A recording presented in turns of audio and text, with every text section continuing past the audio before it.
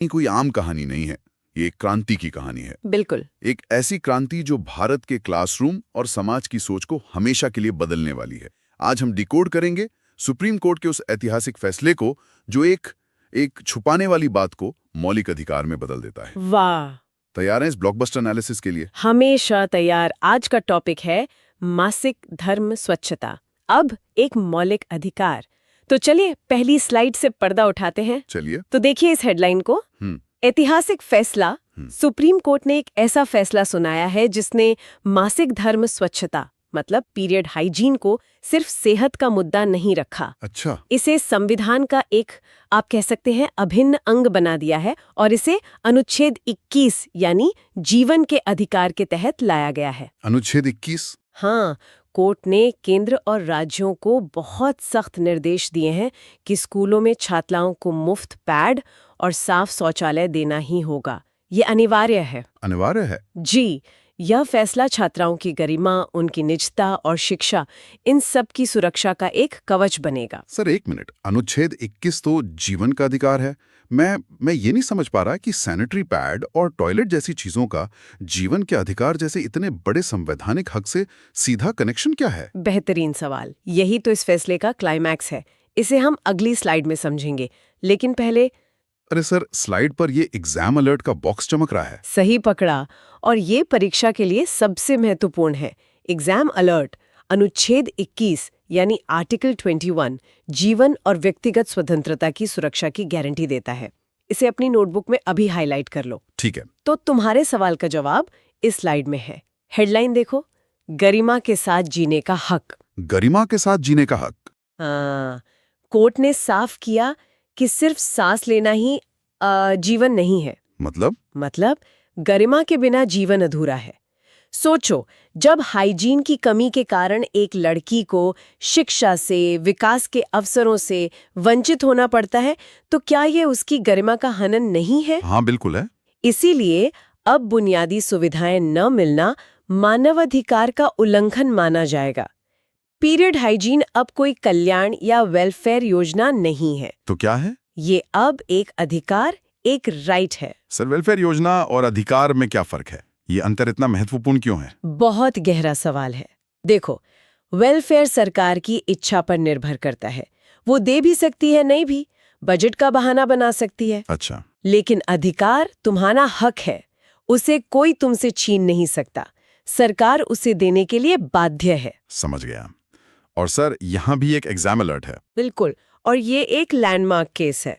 Exam alert Menaka Gandhi case 1978 ने अनुच्छेद 21 की व्याख्या को बहुत व्यापक बनाया था, जिसमें गरिमा के साथ जीने का अधिकार शामिल है। ठीक है, मेनका गांधी केस। अब एक्शन सीन पे आते हैं। हाँ। कोर्ट ने सभी राज्यों और केंद्र शासित प्रदेशों को कड़े आदेश दिए हैं। स्कूलों में छात्राओं को मुफ्त सैनिटरी नैपकिन दिए जाएंगे। मुफ्त में? जी हाँ, मुफ्त। इसका लक्ष्य है कि आर्थिक तंगी के कारण किसी भी लड़की की स्वच्छता और स्वास्थ्य से कोई समझौता ना हो। और एक खास बात ये भी सुनिश्चित करना होगा कि ये नैपकिन्स जैव अपघटनीय हों, मतलब बायोडिग्रेडेबल। सर, बायोडिग्रेडेबल पे इतना जोर क्यों दिया गया है? क्या ये सिर्फ पर्यावरण के लिए है या इसका कोई और भी मतलब है? ये पर्यावरण के साथ साथ एक दूरदर्शी सोच को भी दिखाता है। वो कैसे? देखिए, कोर्ट ये कह रहा है कि हम एक समस्या को हल करते हुए दूसरी समस्या यानी कचरे की समस्या पैदा ना करें। ये एक समझ गया। और सर, एग्जाम अलर्ट, ये तो बहुत स्पेसिफिक लग रहा है। हाँ, और इसीलिए ये जरूरी है। एग्जाम अलर्ट ये निर्देश कक्षा 6 से 12 तक की किशोरियों के लिए विशेष रूप से लागू है। कक्षा 6 से 12 तक? हाँ, उम्र का ये ब्रैकेट याद रखना। ठीक है। कहानी का एक और महत्वपूर्ण किरदार स्वच्छ शौचालय। शौचालय? कोर्ट का आदेश है, हर स्कूल में लड़कियों के लिए अलग शौचालय होना चाहिए और सिर्फ इमारत खड़ी करना काफी नहीं है। तो फिर उनमें पानी और सफाई की व्यवस्था हमेशा चालू, मतलब फंक्शनल रहनी चाहिए। ये छात्राओं को संक्रमण और बीमारियों से बचाएगा और उनकी निजता, उनकी प्राइवेसी के अधिकार की सुरक्षा करेगा। सर, ये फंक्शनल शब्द बहुत जरूरी है ना? हाँ। हमने देखा है कि टॉयलेट तो बन जाते हैं पर उनकी देखरेख नहीं होती। बिल्कुल। तो ये आदेश कैसे सुनिश्चित करेगा कि वो हमेशा साफ और इस्तेमाल लायक रहें? कोर्ट की निगरानी के माध्यम से जब ये मौलिक अधिकार का हिस्सा बन गया है तो इसे लागू करने की जवाबदेही भी तय हो जाती है। मतलब अब लापरवाही पर कार्रवाई हो सकती है और होगी भी। और एग्जाम अलर्ट भी है सर। हाँ, इसे राष्ट्रीय मिशन से जोड़ो। एग्जाम अलर्ट स्वच्छ भारत मिशन के तहत स्कूलों में शौचालयों का निर्माण एक प्रमुख लक्ष्य है। अच्छा। अब एक ट्विस्ट।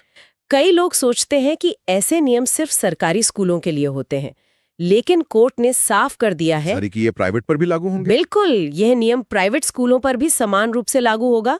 उन्हें भी अलग शौचालय और मुफ्त पैड देने होंगे। और अगर आदेश नहीं माना तो सजा, स्कूल की मान्यता यानी रिकॉग्निशन रद्द की जा सकती है। अरे बाप रे। हाँ, कोर्ट ने कहा शिक्षा व्यापार नहीं, जिम्मेदारी है। सर स्कूल की मान्यता रद्द करना तो बहुत बड़ा कदम है। क्या ये सच में होगा या सिर्फ स्कूलों को नियमों का पालन करवाने के लिए एक चेतावनी है? ये एक बहुत मजबूत चेतावनी है। ये दिखाता है कि कोर्ट इस मामले में कितना गंभीर है। वो बच्चों के अधिकारों को किसी भी बिजनेस के मुनाफे से ऊपर रखता है। सर एग्जाम अलर्ट यहाँ एक कानून का जिक्र कर रहा है। बिल्कुल, एग्जाम अलर्ट शिक्षा का अधिकार अधिनियम मतलब आरटीई एक्ट 2009 भी स्कूलों में बुनियादी सुविधाओं की बात करता है। ये फैसला उस कानून को और मजबूती देता है। ठीक है। अब देखते हैं कि ये पूरे देश में कैसे लागू होगा। हाँ, ये एक बड़ा सवाल है। तो केंद्र सरकार की मासिक धर्म स्वच्छता नीति अब पूरे देश में लागू होगी। राज्यों को अपनी योजनाएं केंद्र की नीति के अनुसार बनानी होंगी। अच्छा। और ये सिर्फ सलाह नहीं है, ये बाध्यकारी निर्देश है, बाइंडिंग डायरेक्शंस। मतलब मानना ही पड़ेगा। हाँ। और कोर्ट खुद इस प्रक्रिया की निगरानी कर सकता है। सर अगर ये बाध्यकारी निर्देश हैं तो क्या इसका मतलब है कि राज्यों का इसमें कोई रूल नहीं है? क्या वे अपनी स्थानीय जरूरतों के हिसाब से इसमें कोई बदलाव नहीं कर सकते? नीति आयोग का जिक्र है। हाँ, ये जानना जरूरी है कि ऐसी राष्ट्रीय नीतियां बनाता कौन है? Exam alert. नीति आयोग अक्सर ऐसी स्वास्थ्य और सामाजिक नीतियों की रूपरेखा तैयार करने में मदद करता है। ठीक है। ये स्लाइड इस कहानी का दिल है। अच्छा।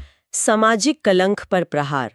समाज में पीरियड्स को लेकर जो शर्मिंदगी और चुप्पी थी, कोर्ट ने उसे नकारा है।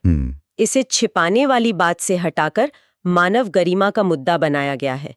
जब कानून साथ होता है ना, तो सामाजिक सोच भी बदलने लगती है। बिल्कुल। अब लड़कियां बिना शर्म के अपनी जरूरतों की मांग कर सकेंगी। पर क्या सच में कोर्ट का फैसला समाज की इतनी गहरी और पुरानी सोच को बदल सकता है? ये असल में कैसे होता है सर? देखो, कानून एक शक्तिशाली औजार है। ये शायद रातों रात सोच ना बदले, लेकिन ये एक बातचीत शुरू करता है। हाँ, ये बात तो है। ये लोगों को हिम्मत देता है, ये गलत को गलत कहने का आधार देता है। बदलाव धीमा होता है, लेकिन कानून उस बदलाव की नींव रखता है। सर एग्जाम अलर्ट में एक बहुत इंटरेस्टिंग टर्म है। हाँ, और ये सिविक्स का एक बहुत ही महत्वपूर्ण कॉन्सेप्ट है। एग्जाम अलर्ट सामाजिक बदलाव लाने के लिए न्यायपालिका की सक्रियता को न्यायिक सक्रियता या जुडिशियल एक्टिविज्म कहते हैं। Judicial activism. अब देखते हैं इस फैसले का सबसे बड़ा असर। हेडलाइन है शिक्षा पर प्रभाव। शिक्षा पर प्रभाव। सोचो, सुविधाओं की कमी के कारण कितनी लड़कियां स्कूल छोड़ देती थी। हाँ, ये तो एक बहुत बड़ी समस्या रही है। ये फैसला शिक्षा के अधिकार को मजबूत करेगा। लड़कियां अब बेझिझक हर दिन स्कूल आ सकेंगी। याद रखो, स्वस्थ छात्रा, शिक्षित समाज और विकसित भारत। सर स्कूल छोड़ना तो एक बहुत बड़ा प्रभाव है, पर क्या सुविधाओं की कमी का लड़कियों की रोजमर्रा की पढ़ाई पर भी कोई असर पड़ता था, जो शायद आंकड़ों में नहीं दिखता? बिल्कुल। क्लास में ध्यान न दे पाना, असहज महसूस करना, महीने के कुछ दिन स्कूल न आना, ये सब उनकी सीखने की प्रक्रिया को धीमा कर देता था। ये फैसला सिर्फ ड्रॉप आउट नहीं रोकेगा, बल्कि क्लासरूम में उनकी भागीदारी भी बढ़ाएगा। एग्जाम अलर्ट भी इसी बात को कंफर्म कर रहा है। हाँ, ये डेटा पॉइंट बहुत महत्वपूर्ण है। एग्जाम अलर्ट भारत में किशोरियों के स्कूल छोड़ने का एक बड़ा कारण स्वच्छता सुविधाओं का अभाव रहा है। ठीक है। और अब ग्रैंड फिनाले, एक प्रगतिशाली भारत की ओर। वाह। ये फैसला महिला सशक्तिकरण की दिशा में एक संवैधानिक कदम है, लेकिन ये काम सिर्फ कोर्ट का नहीं है। तो फिर किसका है? सरकार, स्कूल और समाज तीनों को मिलकर काम करना होगा। स्वास्थ्य और शिक्षा अब अलग नहीं, एक दूसरे के पूरक हैं। और सबसे बड़ी बात, मासिक धर्म स्वच्छता अब कोई सुविधा नहीं, एक अधिकार है। एकदम सही। सर इसमें लिखा है कि सरकार, स्कूल और समाज को मिलकर काम करना होगा। सरकार और स्कूल का रोल तो समझ में आता है, पर यहाँ समाज का क्या खास रोल है? समाज का रोल है इस कानून को अपनाना।